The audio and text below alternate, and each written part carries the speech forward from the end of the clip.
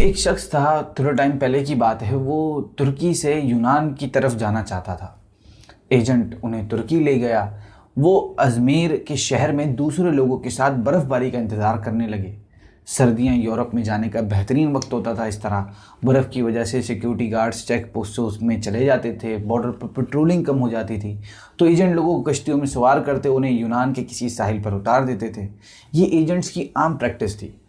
उस साहब ने बताते हैं कि हम तुर्की में एजेंट की जगह पर स्टे था हमारे साथ गुजरांवाला का एक गंदा सा लड़का था। वो नहाता भी नहीं था और दांत भी साफ नहीं करता था। उससे बड़ी गंदी किस्म की खौफनाक स्मेल आती थी। तमाम लोग उससे दूर रहा करते थे।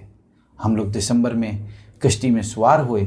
हम में से कोई शख्स उस लड़के के साथ नहीं जाना चाहता था, कोई उसको लेकर नहीं जाना चाहता था। हमने उसे रोकने की कोशिश की लेकिन वो रोना शुरू हो गया।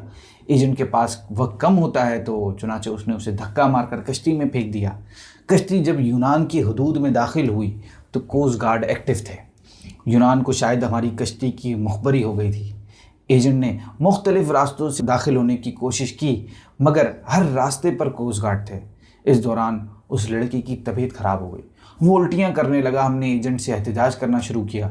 एजेंट टेंशन में था, उसे गुस्सा आ गया। उसने 2 लड़कों की मदद ली और उस गंदे लड़के को उठाकर फुल ठंडे पानी में फेंक दिया। वो बेचारा डुबकियाँ खाने लगा। हम आगे निकल गए। हम अभी आधे किलोमीटर आगे गए थे कि हम पर फायरिंग शुरू हो गई। एजेंट ने कश्ती मोड़ने की कोशिश की। कश्ती अपना बैलेंस बरकरार ना रख सकी और वो पानी में उलट गई। मैंने खुद को सर्दी, पानी और खौफ के हवाले कर दिया और मैं बेहोश हो गया। जब मेरी आंख खुली तो मैं हॉस्पिटल में था। मुझे हॉस्पिटल के स्टाफ ने बताया कि कश्ती में सवार तमाम लोग मर चुके हैं, सिर्फ 2 लोग बचे हैं। मैंने दूसरे ज़िंदा शख्स के बारे में पूछा तो डॉक्टर ने मेरे बेड के साइड पे जो पर्दा था वो हटा दिया। दूसरे बेड पर वही लड़का लेटा था जिसे हमने अपने हाथों से समुंदर में फेंका था। समुंदर की लहरें उसे धकेल कर साहिल तक ले आई थी। मुझे कोस्ट गार्ड ने बचा लिया था जबकि बाकी लोग गोलियों का निशाना बन गए या फिर सर्दी की वजह से उनकी जानें चली गई। मैं 15 दिन हॉस्पिटल में रहा। मैं इस दौरान यही सोचता रहा कि मैं क्यों बच गया। मुझे कोई जवाब नहीं सूझता था। मैं जब हॉस्पिटल से डिस्चार्ज हो रहा था मुझे उस वक्त याद आया कि मैंने इस लड़के को लाइफ जैकेट पहनाई थी। एजेंट जब इसे पानी में फेंकने के लिए आ रहा था तो मैंने फ़ौरन बॉक्स से जैकेट निकाल कर इसे पहना दी थी। ये वो नेकी थी जिसने मुझे बचा लिया। मुझे जैसे ही ये नेकी याद आई मुझे 6 माह का वो सारा ज़माना याद आ गया जब हमने इस लड़के के साथ गुजारा था।